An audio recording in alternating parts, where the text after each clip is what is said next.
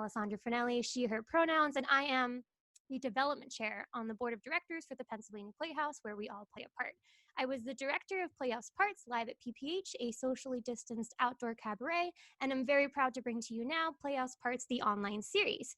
In this series, we will virtually introduce you to Playhouse community members who will share their part, which is their relationship to the Pennsylvania Playhouse. This evening, I am thrilled to be joined by the cast and production staff members of the Playhouse's 2013 production of the 25th Annual Putnam County Spelling Bee. Try to say that 5 times fast. This production ran from September 27th through October 13th in 2013.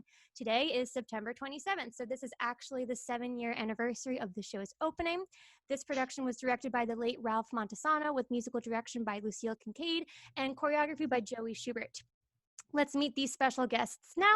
If you could state your name, preferred pronouns if you'd like to disclose, the role you played, and a character description if applicable. I'm Wendy Borst. My character was Rona Lisa Peretti, and she was the person running the spelling bee and a former spelling bee champion. My name is Lucille Kincaid. I was the musical director, and I had a lot of fun. I'm Will Irwin. I played William Barfay in the show. My name's Kristen Stachina. I played Logan Schwarzenegger. Logan was a perfectionist. She had gay fathers who were very, very hard on her, and she had a lisp, which made a lot of her spelling pretty hilarious because she surprisingly always got words that had S's in them. So that was fun. Hi, I'm Nina Ace. I was Nina Elias then. I played Olive Ostrovsky, and Olive is a shy newcomer who loves words, and she had pretty absent parents, and she loved Barfay. Hi, I'm Ryan Donchez. I was Leaf Coney Bear, and he had some severe ADHD. If you're familiar with the show, I got to wear a helmet and a cape, and I had running gags with both of those items that were just so much fun. I am Brian Halp. I was Brian Jones during that production. I played Chip Tolentino, who was the winner of the previous spelling bee. But this year he gets distracted by Leaf Coney Bear's beautiful sister, and has an unfortunate situation that causes him to not get kicked out first, I guess. Hi, I'm Kate Pistone. I played Marcy Park. Marcy was a bit of an overachiever. She was really good at doing many things, and she was pretty intense. My name is Peter Sakalius. I go by he. I played the part of Mitch Mahoney. That was like the major part. And I also played Logan's dad and Olive's dad. One of Logan's dad. So today is September 27th. It's the anniversary of your show's opening. Can anyone walk me through opening night 7 years ago and what was going through your mind at the Playhouse or just in general getting ready to start the show? Who remembers Kristen's cake? Oh, yeah. I was like blanking. I was honestly totally blanking. I'm like, I remember so much from closing. It's really hard for me to remember opening, but yes, I do remember meeting all of you. It was so amazing because it was the first time I had done like an actual show in like, I think it was 3.5 years. I did a cabaret, but it was a while because I was in graduate school, so I didn't have time to do theater. So just doing this and bringing myself back to theater was amazing. And I wanted to like really make opening night like really exciting. So I went to Vegan Treats in Bethlehem and I was like, I really want you to make me a cake that looks like a bumblebee, like for spelling bee. And they were like, okay. And they did it and it was amazing. And thanks, Nina, because I didn't even remember that. Oh, cool. I remember we had a party in the green room. Yeah, that's where the cast party was. Yeah, and it was just like really celebratory, and I just remember like it was just like really wistful because the whole process was super fun. And whenever you get to opening night, it's kind of the beginning of the end. And I would think we were all just really excited to finally have an audience, right? Yes. So, I think this is such an improvisatory show that we were like dying to have real people in front of us. Real victims, honestly. Because we had people, like the board members would come in and fill in during our dress rehearsal, so we had someone to work with, but they were kind of in on the joke. So I was excited to like really play the joke. Yeah. So I don't know if you guys know this, but Wendy and I were the first to come out on stage for every performance. Right. And how our set was set up, where the garage is, where normally we would have our pit, it was completely empty.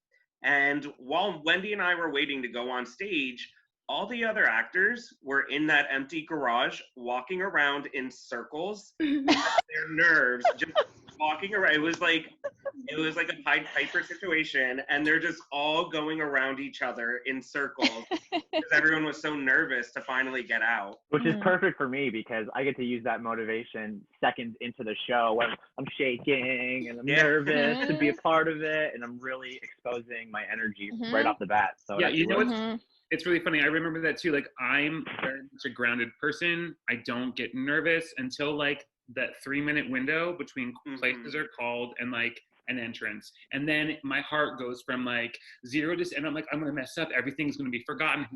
And then the minute you pop out, it's fine. But that I did not remember that garage area, but the minute you said it, that's exactly right. And like hands sweating and like, and did I have everything? Yeah, that's But then you would all go out one by one, leaving me and Peter alone. And we felt so abandoned, which was perfect because I was abandoned as a character. Perfect way to start the show. Yeah, but Peter and I would sing those harmonies backstage with Lucille there near us and the whole pit, and that was really fun. That was neat too, having the pit so close to us, because they were just behind those prefab, rotating walls, which was extra cool. That was ground level. I think that was the first thing I've ever been a part of where the pit was on the stage with us. I know one of the funny things with my character is like, she kind of didn't walk, like she marched. She was very militant. So I felt like that was kind of fun for me to like be like really kind of nervous off stage, but then walking on stage, like I owned the place, like walking in like, oh, I got this, like I'm okay, I'm good, when like really I was petrified and scared and nervous, but excited at the same time. But Lucille, where you were in the theater, that presented some challenges for you, right? Actually, I could see a little bit through one of the cracks, which was really good, and I could hear much better. And having worked several times at the Playhouse, being behind in the garage area where you can't see anything, and when we're playing the music, a lot of times the musicians can't hear what's going on. So I love doing spelling bee for a lot of reasons, but musically, that was the best place to be. So yeah, I could see a little bit if I kept playing and going like this and like that and like this. All I can remember is just excitement, because all of us just loved the show so much before we even got into it. A bunch of us had a knowledge and had seen clips of the original and had been listening to the original Broadway cast recording, and it was very surreal to actually be there in that moment and just finally get a part and get to be a part of the Spelling Bee family. Awesome. Thank you all for sharing that. Now to go back a little further than opening night, the show process, what were auditions like? I was there. Auditions. I submitted a video. Was that the callback? I think you did. I created a music video. I remember that. I have no idea where it is, and I wish I still had it. But it was you by the brown piano. I remember that. And you were doing another show, and then you came in to sing. It was Aida. I was doing Aida with. That's right. Brian and I at that audition shook hands and said, "We're doing the show no matter what," because we had done Pippin at the Pennsylvania Playhouse. Maybe 2002. 2002, I think. Yes. Something like that. And then we hadn't seen each other in years and years and years, and we were reunited. And then we both got cast in Spelling Bee, which was really special. Well, yeah, and the auditions were not at the Playhouse because Aida was going on. Yeah, they were at the mill, right? The Illich Mill, one of the floors. And I just remember all of us, I think, auditioned really late. Like we were all because I remember it was like very close to the end and coming out and watching like all of you guys go in after me. And it was kind of funny that like I auditioned like because there were 2 nights of auditions and then callbacks. So I went in the first night because I was leaving for Fort Lauderdale. I was going to be in Florida the day of callbacks. So I went in the first day, and then I think it was Ralph. Ralph was like, I know you're going to be in Florida, but can you come tomorrow to do your callback tomorrow, like on the second day of auditions? And I was like, okay. And they called me back for, they were going to originally call me back for Logan and Olive. But then when I came in for the callback, they were talking to me about about Nina. And they were like, well, I think it was either Ralph or Lucille, but both of them were like, we're going to be honest with you. We found our Olive. We already know who we want. She's great. She's fresh out of college. She's from like, she's coming out from like Syracuse or whatever, wherever you went to college, Nina, right? Yep. Yeah. And I was like, okay. And they're like, so they were both like, you guys, you got to show us what you want. Like, if you want like Logan, you got to like give it, like bring it to us. And I was like, okay. So I did it, and like I didn't hear anything, and then I remember like getting a call when I was in Fort Lauderdale from Ralph, and like he totally was, he like pulled my chain. He was just like, I'm just calling you to let you know that we decided to go with someone else. And I was like, oh, that's okay. He's like, no, I'm totally joking. We casted you as Logan. I was like, what? And I like was like, oh my God. I'm like, I'm so excited. He's like, well, he asked, he was like, are you excited? I was like, yeah, I'm really nervous, but I'm excited. And I was just like, I just remember like, that was like one of the best, like the most exciting like times of my life, just because I knew I was like, oh, I'm going to be able to get back into theater after not doing it for so long and meet new people. But it was an experience, and it was really cool that both like Ralph and Lucille were able to be so flexible with the fact that I wasn't able to be at callback, so they arranged their schedule so that they could see me again, which was pretty amazing. I auditioned originally to be Chip, and Lucille had me sing, I don't remember what song it was, but she had me sing a part of a different song, not even in the show, to see what my range was. And I kind of guessed from their reactions that they had something else in mind for me. And as when I hit whatever note she was looking for, I could see it click in Ralph and her head, and they were like, that's the one. And Lucille, you always make for such a comfortable audition room. You and Ralph together, the two of you, it was very comfortable, even though we were all so nervous.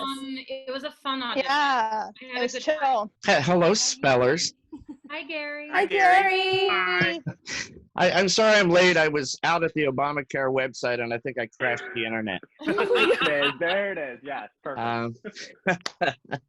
Hi, I'm Gary Boyer. For those of you watching and who don't know me, I played Vice Principal Doug Panch in the 25th annual Putnam County Spelling Bee. I'm going to transition now, which is great timing, Gary, about some amazing promotional materials that you had for this show. One of which being this adorable collage. Oh, no. We have No, I know this is going to be. God. What adorable kids. Help. God. Telling me how old you actually were in this photo. If you want to start from the beginning. So, Kristen, how old were you in this photo? I was in 7th grade, so I think I was 12, maybe 13. I'm not sure. Probably 12, because it was probably the beginning of 7th grade. All right, and Brian. I remember my frizzy hair, my gigantic eyebrows, and the humongous pimple that's on my chin in that picture. I don't know if you can see how gigantic it is, but it's really attractive. It's adorable. Brian. The epitome of middle school, basically. It's fine though. It's great. What's funny about this so first of all, just segue. When I saw this picture, it was 2013, and I'm looking at it, and I'm just like, wait, they didn't go to the same school. Like, it looks like you were all together. Like, it looks like you just meant to be like together. We were It's friends. so sweet. It's so beautiful. All right, next in line, Brian. How old were you? I want to say that was probably 4th or 5th grade, so like 10, 11, 12-ish, maybe. Your glasses give me life. They are so good. All right. I had a great bowl cut at the time, too. Also the smize. He looks so nice. He looks so good. Yeah, what happened to him? The All right. shade. Kate, how old were you? I've got to be 12 or 13 there because I have braces. Which why do they make you get your picture taken when you have braces? Right, though. Like, I didn't brush my hair, but I put my pearls on that day, so.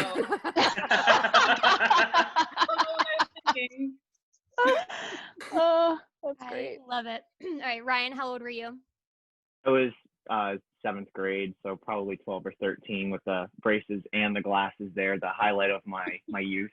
All right, Nina, how old were you here? I'm 11. It's 6th grade. My hair is so big because I lost my picture money that day. So I'd been running around the school trying to find my mom's check.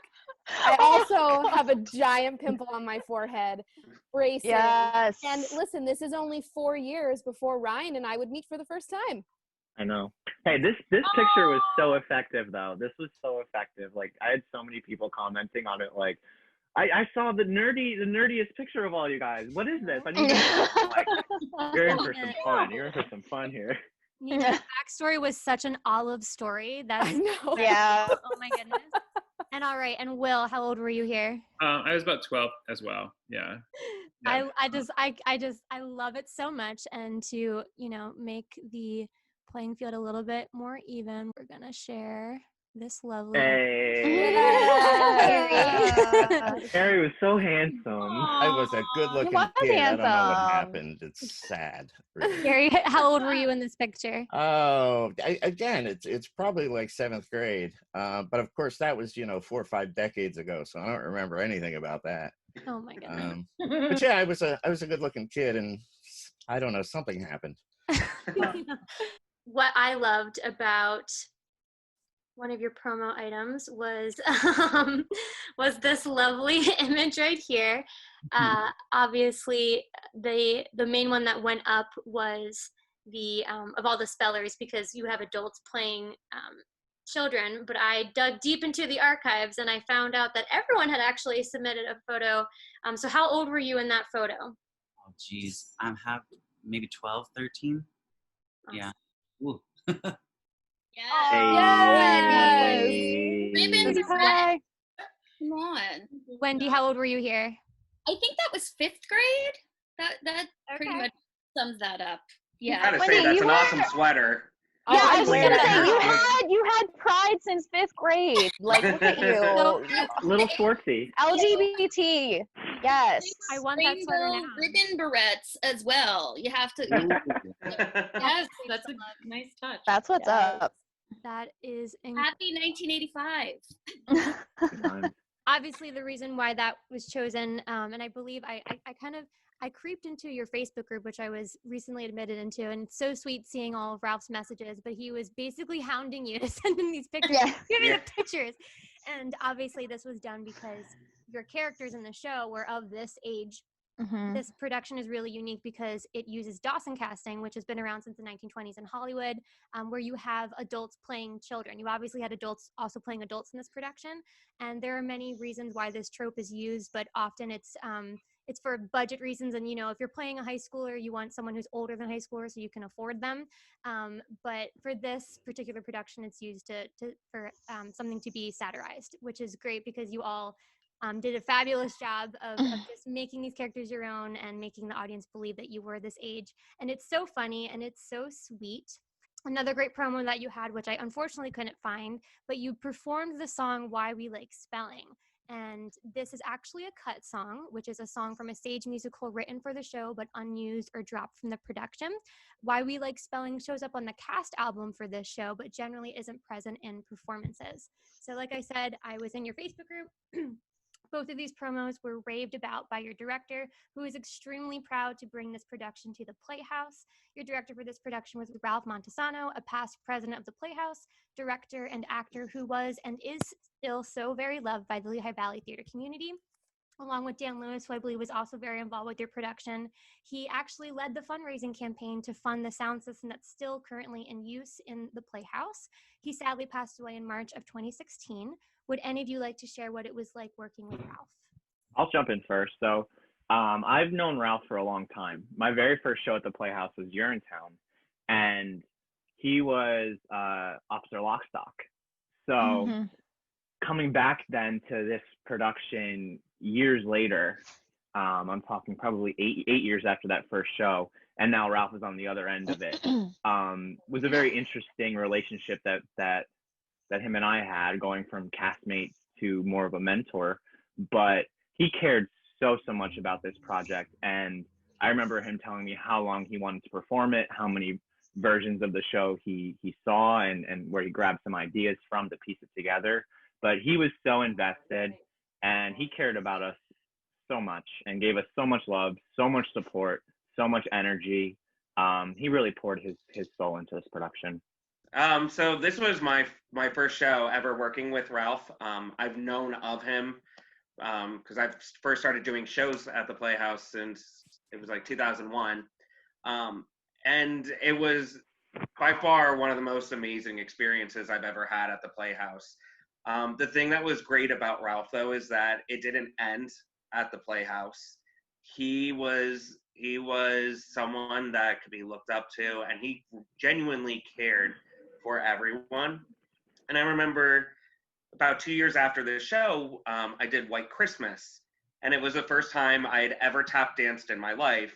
I didn't own a pair of tap shoes, and I went to my first rehearsal and was crying after that rehearsal because of these little girls that were like tapping circles around me, and I got my pride was just shot.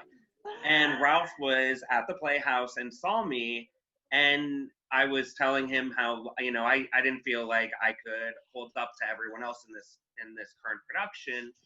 He talked me down and then tried to give me his tap shoes so that way I could at least rehearse. I mean, the level of love that we got from him was just, it was insane. So, I mean, I don't know. I'm going to start crying, so I have to stop. Well, I found something the other day. I was cleaning out a piece of furniture in my house, and I found one of my many spelling bee programs, but in it, I found a note from Ralph. It was obviously a note from like a tech rehearsal, and it says, "Nice choice tonight. I like the folded arms to support your closed offness to new ideas. Yes, nice smash. Keep it big." Yeah. Oh, that's so sweet. He was so good at challenging people, but challenging people to just dig as deep as they could to find their character. I think that's like one of the best things I can say about him, is that he challenged you with kindness and he challenged you with love. And he didn't just feed you information. Like, he wanted you to discover. No. And he wouldn't say, yeah, it's good, unless he thought, yes, that's right. Yes, that's where your character should be going. Like, he didn't say, okay, fine. Like, he wouldn't give up. Like, he would be like, okay, no, you need to do this. You need to, like, he was, the way he wanted his vision to come to fruition, because this was, I think, a dream, like, of his. Like, this was a big dream of his to produce this show. Yeah. Yeah. He also let us play, and like that's very he didn't tell us, like, he let it come from us. Yes. And that was so, I mean, and he would be there to guide us, and you know, that choice is great, but maybe, you know, a different direction. But I was joking around, I don't know, I started playing with the hem of my shorts in the beginning of like the process. I don't know why, but it was something that really worked. But by the end, I had my shorts by the end of every show were so far up because I just like, look, I went back and watched, and he didn't stop me there, and maybe he should have, but but no, he was just wonderful. And I think letting actors play and guiding them respectfully is one of the best things that a director can do. And I also think too that he was able to, and this is what was beautiful about him, he was able to connect with us in different ways, because I don't remember ever receiving a note written the way that Nina's was. The rhetoric was different. Like, the words he used, his choices was different, because he knew what would work with me versus Nina or everybody else. And that is something that you do not find every day. Generally, never, rarely. So that was a beautiful gift all on its own. It was just such a blessing to have that opportunity. he really was a brilliant man, and his ideas were just so they were just out there. He would push us to the limit, push us to like our really extreme, and then he'd bring it back and be like, okay, so if that's as far as they can go, why don't you try it a little less, because it doesn't work that far, but I don't want it to be nothing. So it was just great to build a character with him. It was like the most, I think to this day, it's like some of the most specific and thoughtful direction. Like he was like such a leader, like just so, and Lucille, you too, like you were both. I have never been a part of something that clicked in a way that we did vocally. And I've been doing this for like 20 years. So this is the first time that I felt secure, not only in my own piece, but secure that my teammates, my family would be there if I wasn't. And that was all of, was it Meatballs? It was Meatballs. Meatballs. Oh yeah, wait, Could I say something about the vocal prowess of this cast? When I saw the score, when Ralph gave me the score and I was looking at it, the first time you sang was, the biggest chord was when you said in the first part of it, we spell. And it was only a 3-note chord. But I said, if they get the right blend when they reach this chord, I know that they're going to do it. And the first time you did it, I can remember when you went, we spell, it was like, we spell, and it opened up. Remember we were practicing in my house in the front where the piano is, and Ralph came with, and he had tears in his eyes when you started to sing, and when all the harmony happened, and he looked at me and he said, this was my vision. Oh, you know, you guys, every soloist, you tried everything. I remember Ryan came to the house and I said, Ryan, can you use your falsetto there? And he went, and he did it. Like, you know, everybody was just so, and then if it didn't work or it worked, but everybody was so willing to not, to try everything. All right, enough. Wait, but Lucille, are you going to talk about Meatballs? Like, does the world know what Meatballs are? Oh, you mean the technique? I like when a lot of people sing, and I'm trying to facilitate it because it's just like making meatballs. You have beef, eggs. Sometimes you put bread and milk and use that because it's squishier, but you use breadcrumbs. You have a little bit of oregano, a little bit of basil, salt, pepper. What did I forget? I know I forgot something. But anyway, if you take any one of those things and you try to eat it by itself, it's yucky. Like, you know, a raw egg, a spoon of breadcrumbs, raw meat, no good. But you put them all together. You move them. You make them practice in the oven, then you throw them in the sauce with all the other meatballs, and it's perfection. So that's what a choir is. You know, somebody's the breadcrumbs, somebody's the egg. Stick them all together. If you get a good meatball out of that, you got a good choir. The end. You guys are all great meatballs. Can I just say too that the score for this show is not easy. No, it's not. It was hard. It was like honestly some of the hardest music I've ever had to learn because you're singing you're singing parts by yourself. Like you're the only one on a part. Like you have to know it inside and out. And you almost never leave the stage. Oh yeah, that too. Except when you sing. That was the only time. Yeah. Well, and Wendy, you were so far, relatively so far from us. We were all sitting together.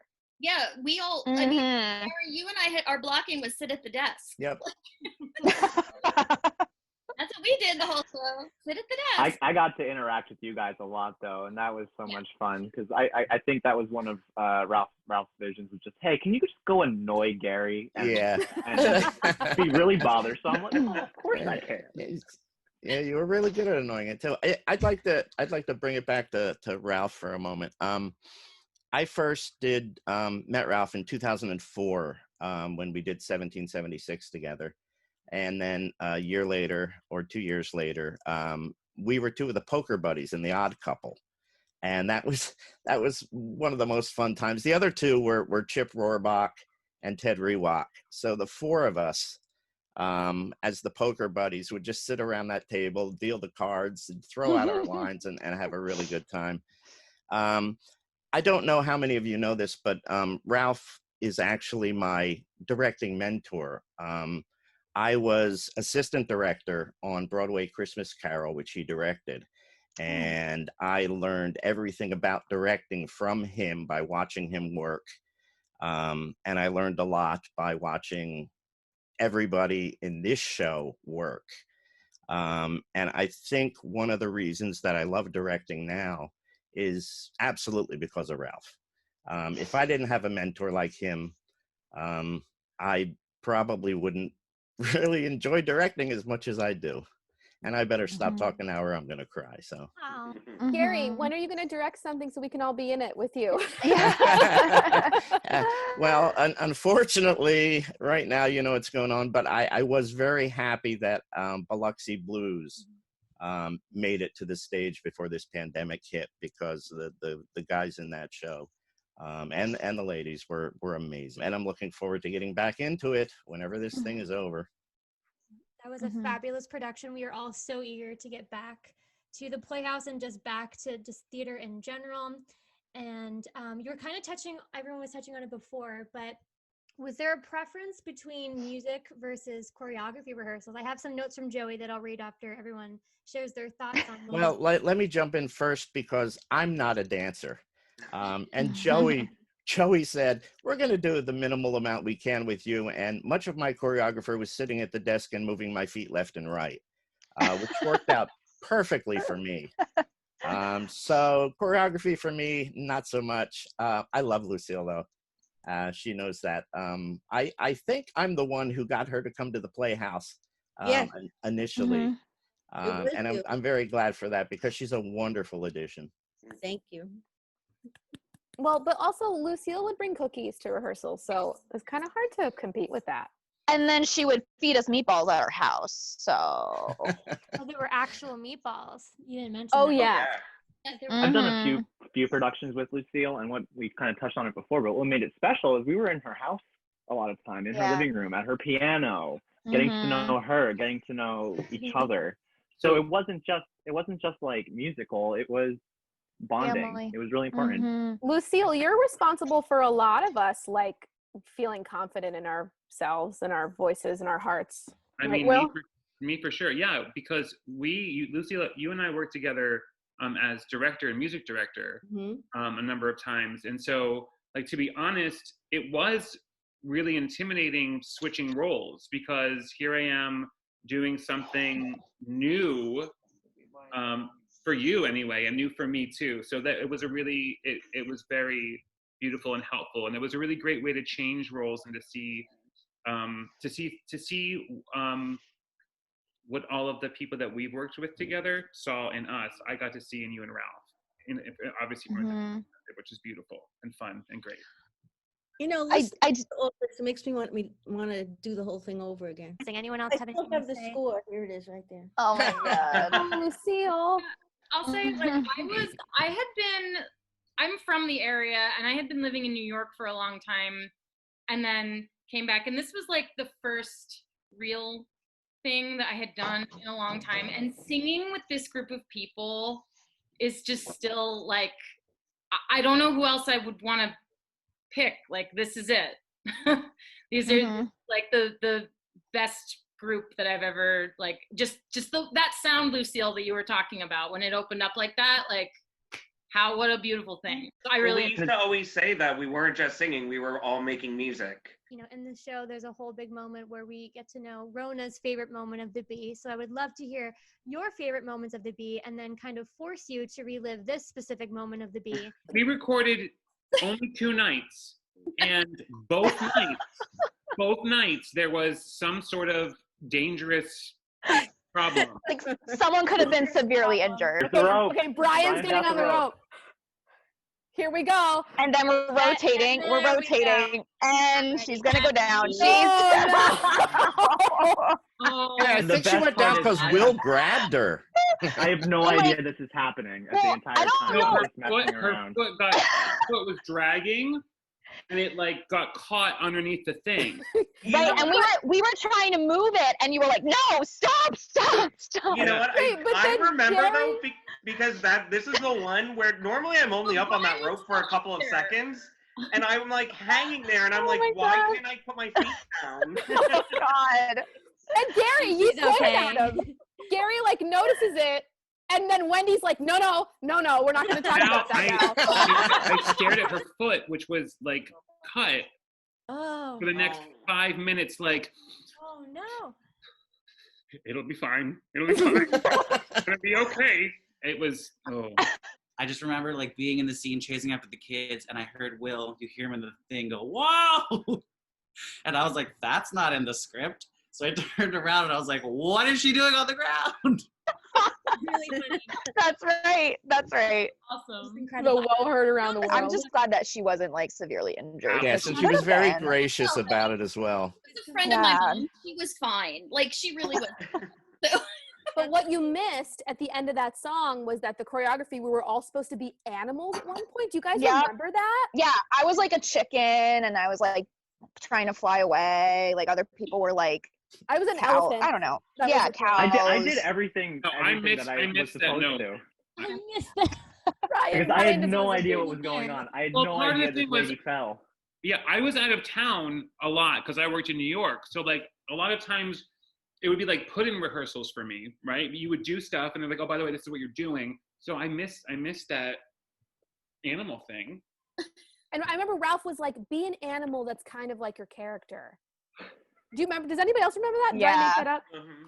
But I don't remember like whatever ended up coming from it, because I think Olive probably would have been like an owl or like a sloth or something. Yes. Friday. When I edit this, the sound will be in there. It's a short enough clip to include it, but that is incredible. So piggybacking off of that, are there any other favorite or just memories that you have of the bee that you would like to share? I'll share Joey's then. I remember a lot from closing from like our last show. Because we had all gotten so close, and I remember all of us were like warming up because Lucille is amazing and she warmed us up before every single performance, and we were warming up our last closing show, and we were like, we couldn't even warm up without, we were all crying.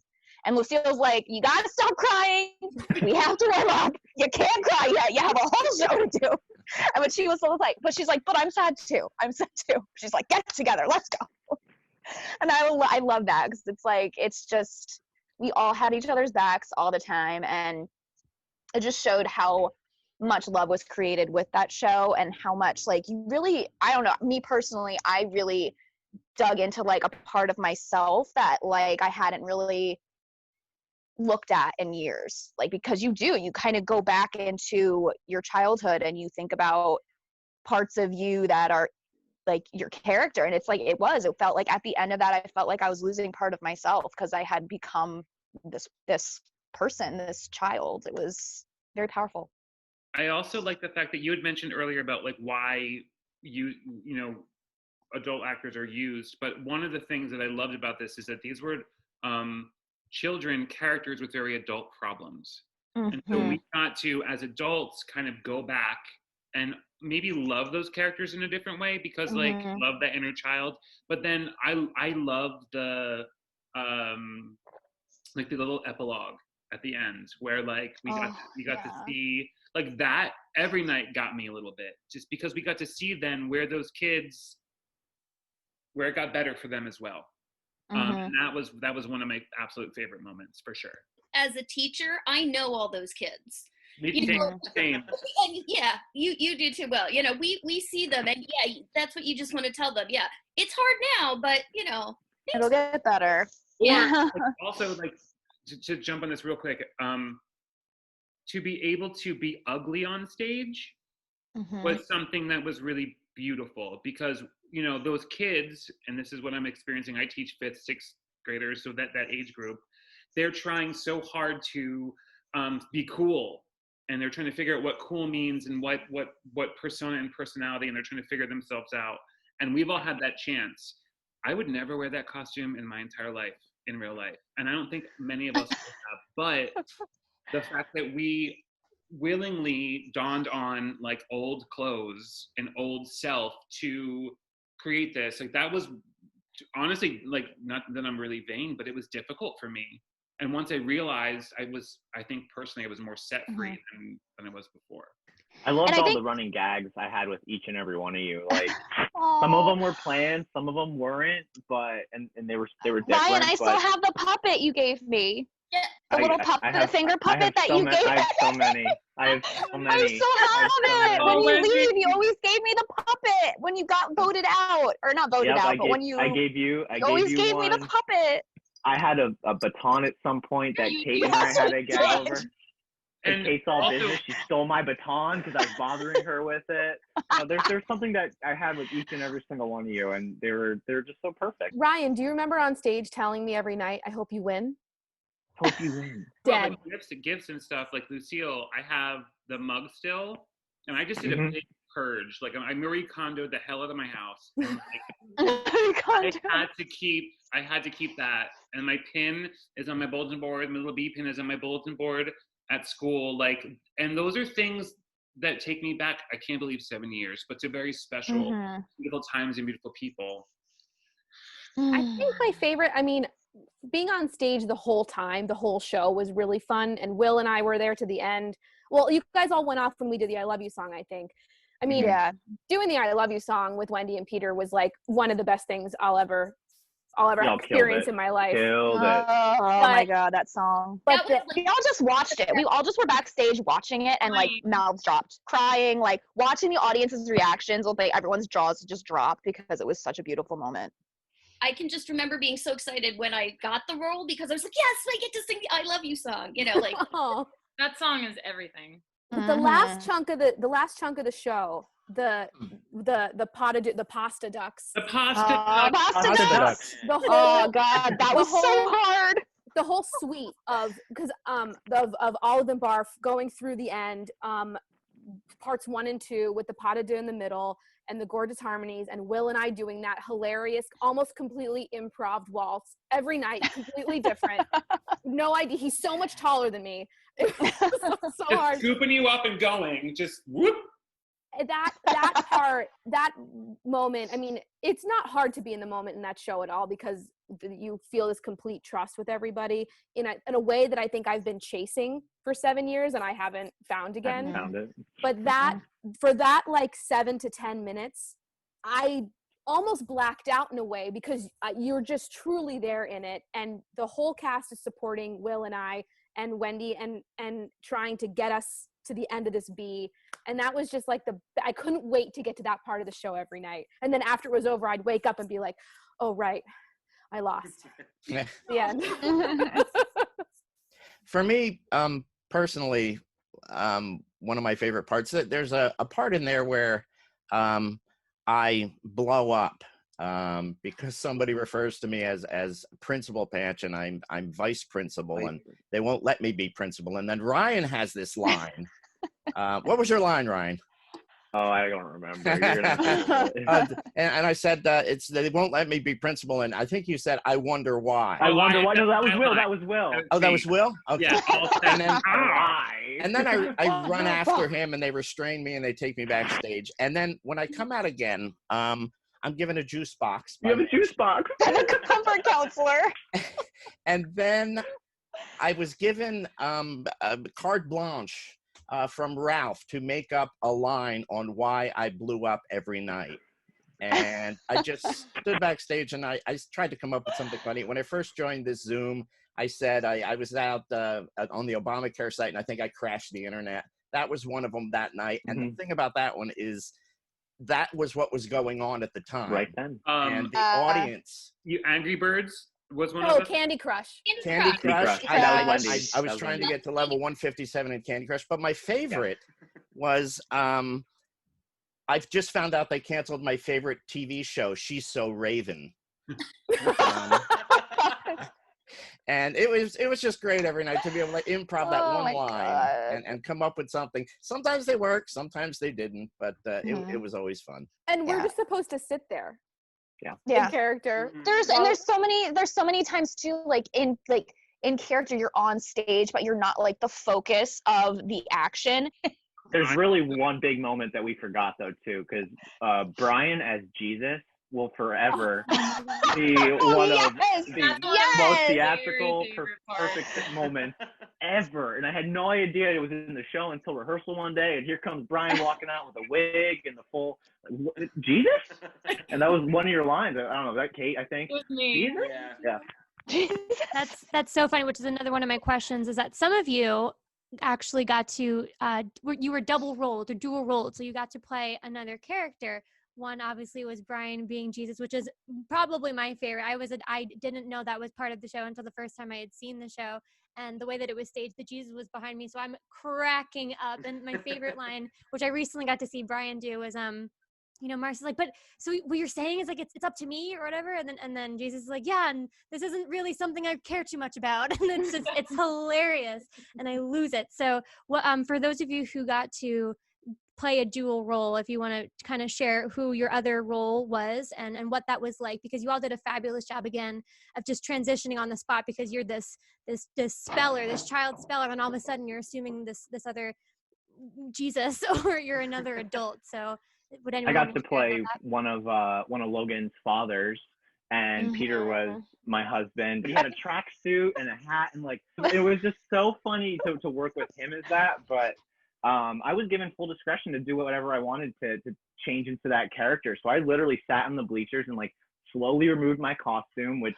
no one told me to do, but I was allowed to. And then I would wrap a sweater around my neck and boom, become this gay father. And then as soon as it's done, within like 20 seconds, Leaf is then the next person. So whoever wrote that part, they either wanted to really showcase that moment of Jesse Tyler Ferguson just like dominating his ability to change roles, but it was so split second, so fast, and that's one of the best parts of that character.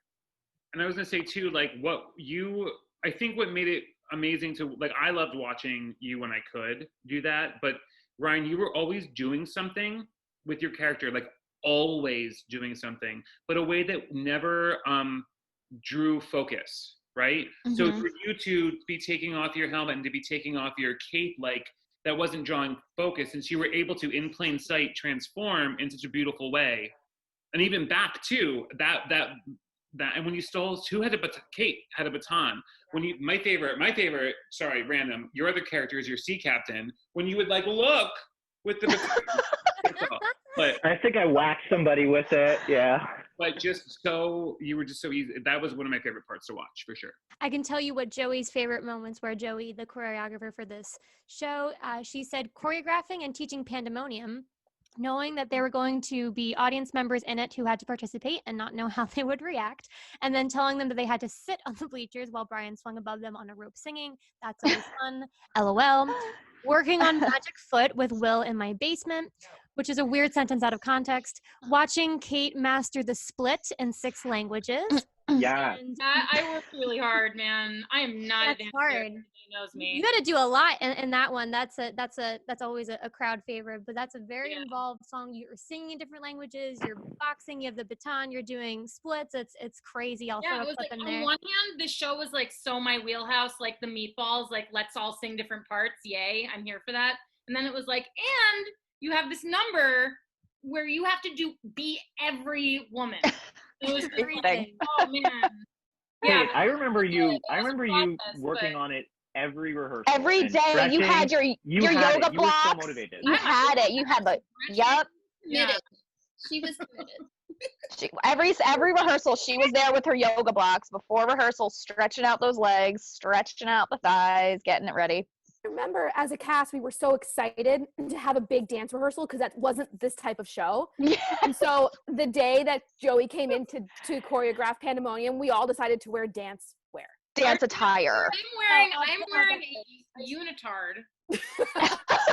Forest green. Here's So another many question. great memories. Out of your cast, which can include the adults and the spellers, who is most like their character in real life? Gary, take it away.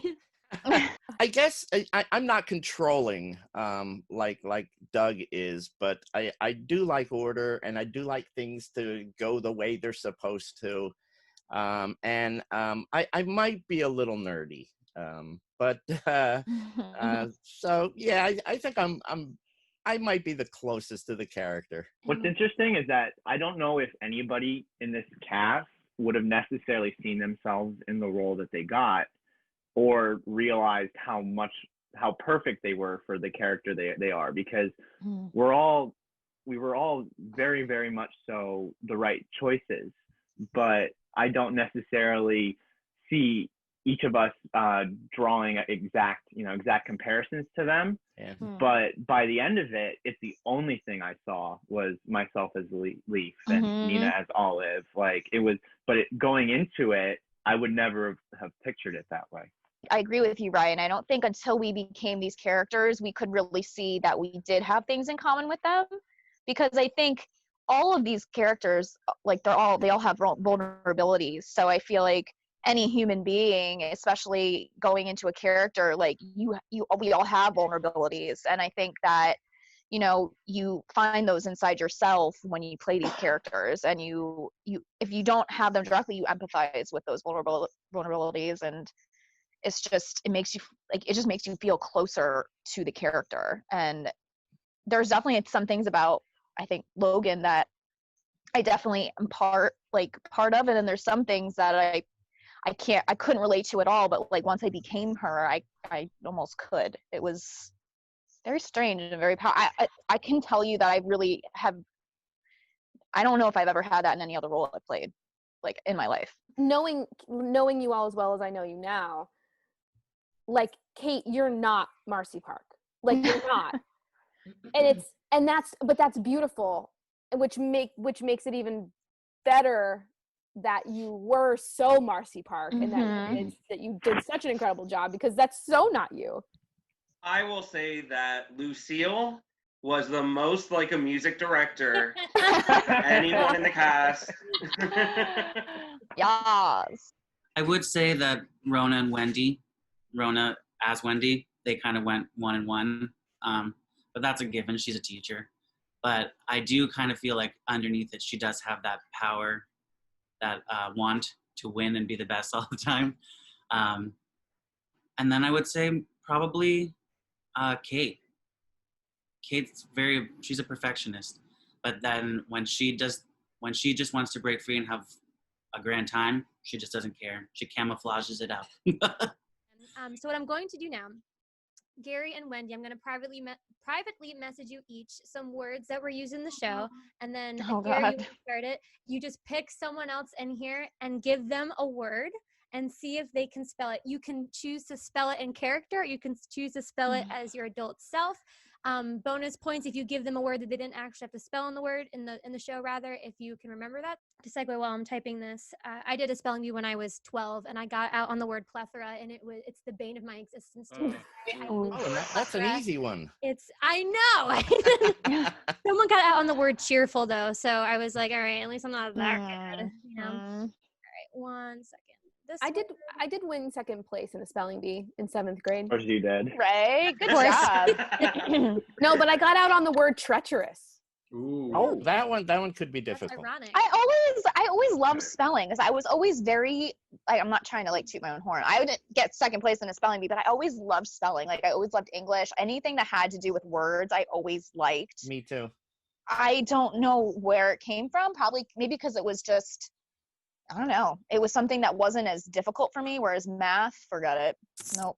So bad at math. Well, I love teaching like my students all the silly spelling tricks that like I use, like just to that, I don't know, like this is how I remember it. Check it out. Maybe it'll work for you. And yeah. You're like, Mr. Irwin, necessary. I'm like, you got it. Like, it's just really cool that.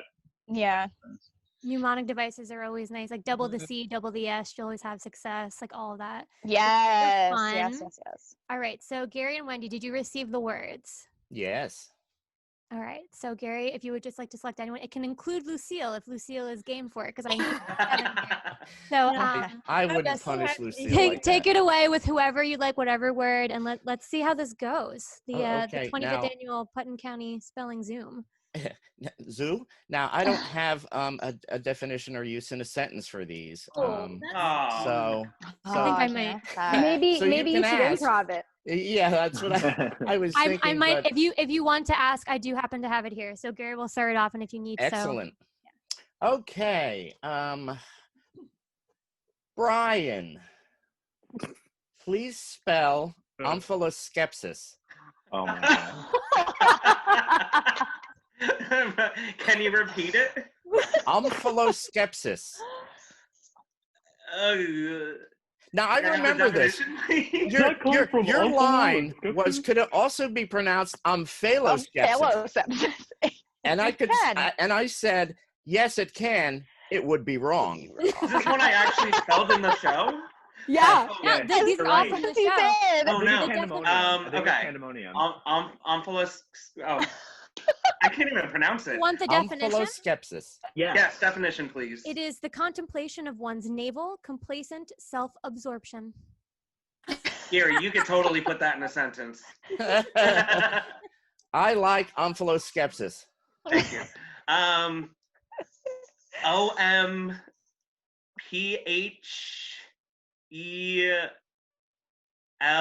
Ding.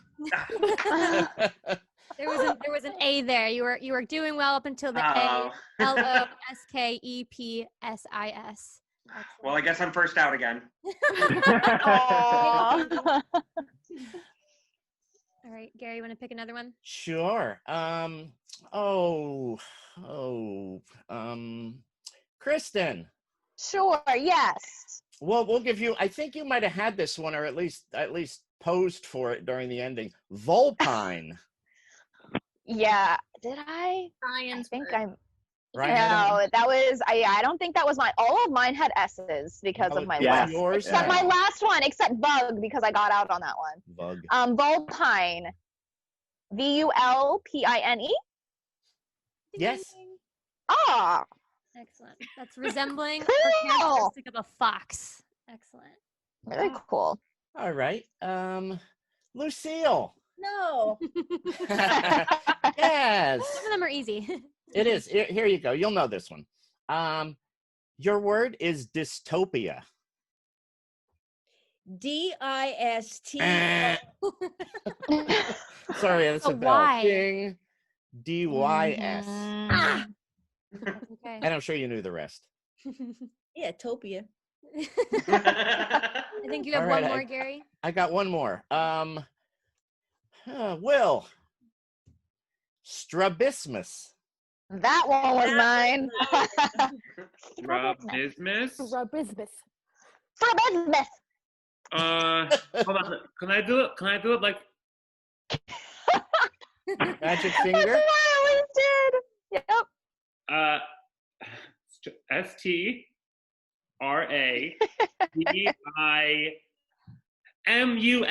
Strabismus. That is correct.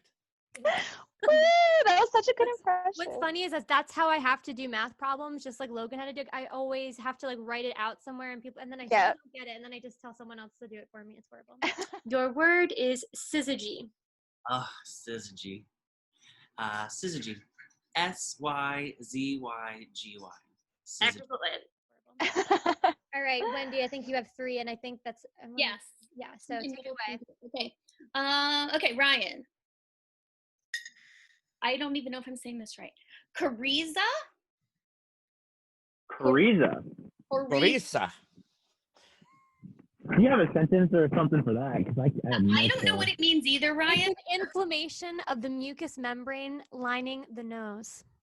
Repeat it one more time. CORYZA. CORYZA. CORYZA. CORYZA. CORYZA. CORYZA. HORIZA. No, it starts with a C, but I think that's how you didn't understand. CORYZA. Who wants the easy word? Let's see. Kate. Dinosaur. Dinosaur. SAUR. Dinosaur. 5 other languages. Dinosaur. Now say it in All right. French. No, I'm kidding. And since she came in second, here we go. Antediluvial, Nina. May I have the definition, please? Of or relating to the period before the biblical flood. This is totally a Marcy Park word. Can you say it one more time? Antediluvial. Antediluvial. A-N-T-I-D. Ding. Oh. Oh. Not an I. It's like Oh, Latin. Oh. Yeah. Duh. Dang. That's hard. excellent. That was impressive. That was very, very good. None of you had the word plethora or cheerful, so congratulations. You all win. You're all winners in our eyes. We kind of touched on this before. I know a lot of you are teachers, but in real life, what are you up to?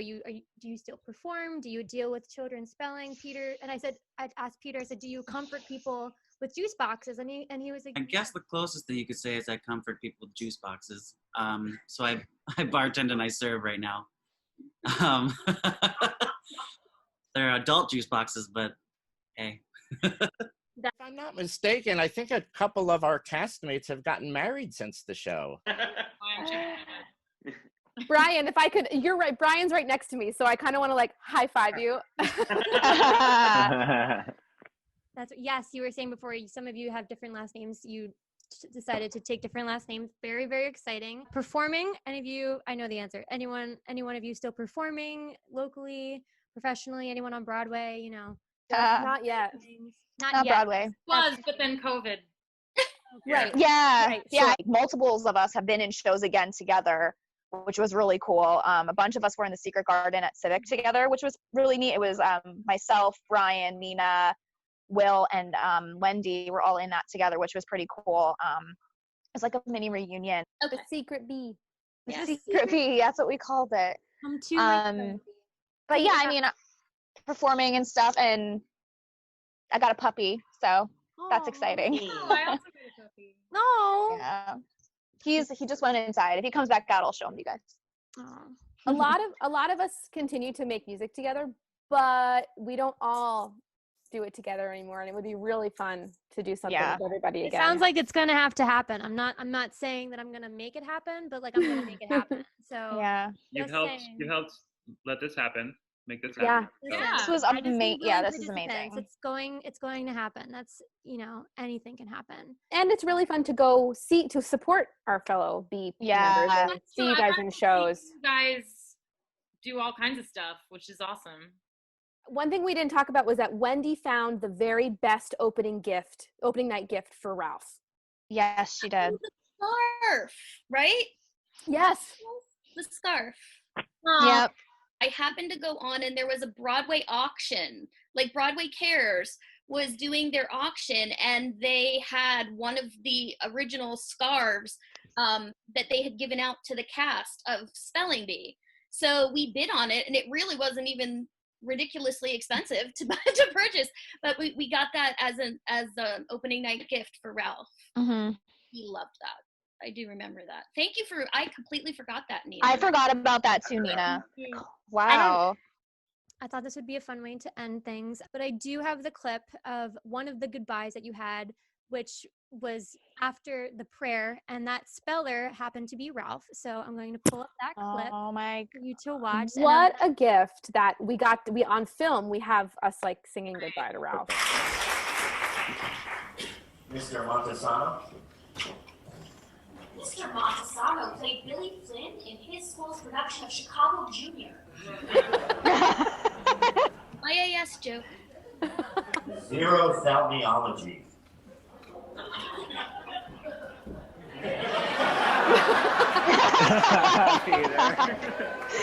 I he just nods at him. He's like, yeah. You're getting this wrong. Yeah, you're going. Abnormal redness of the eyes or dilation of the pupils caused by a deficiency of vitamin A. May I have it used in a sentence, please? Stoner Billy's gullible mother always buys his zero thalmiology excuse. May you pronounce the word again, please? Zero thalmiology. Zero thalmiology. Yes. Z.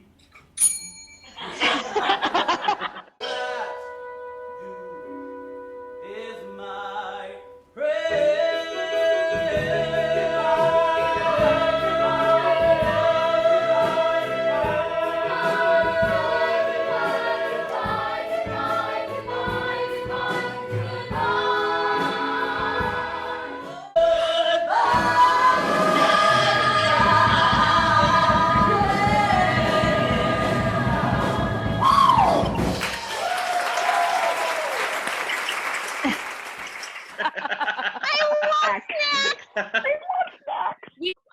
Any last thoughts about just rewatching that clip or reliving that a little bit? Anything you'd want to share about that? It was crazy to hear Ralph's voice. It was like really important. It's such a sweet moment that happened, and then you just go into this like absolute like crush mode, and everyone's just dancing and singing. It's so beautiful, and I'm so glad that one, we have it, and two, that you're all here together, and three, that you just played your part to begin with, and that you are such an important part of the Pennsylvania Playhouse. So I could personally not be any more thankful for you deciding to jump on with this. Are there any other last remarks you'd like to share? Thank you again for putting it together. No, Yeah, thank you for doing this. It's been a beautiful end to my Sunday. Almost end to my Sunday. If anyone wants to come over and watch the whole DVD, I have some apple cider sangria in the fridge. My door's open. Come over after this. It won't be the last time you are all together. Hopefully we can get you together for something else with the Playhouse, but just in general for you to maybe kind of perform again. That would be super duper cool. Joey said that she was 112% down, and Peter was like, I send all my love to them. I can't wait to work with them soon, and I want to do more, and they miss you guys. Miss you all. I miss you guys. I love you. Mwah. And everybody. Love you, Brian. Love you, Casey. I'm gonna reach out and hug all of you. Bye, everyone. Thank you so much. Bye. Thank you.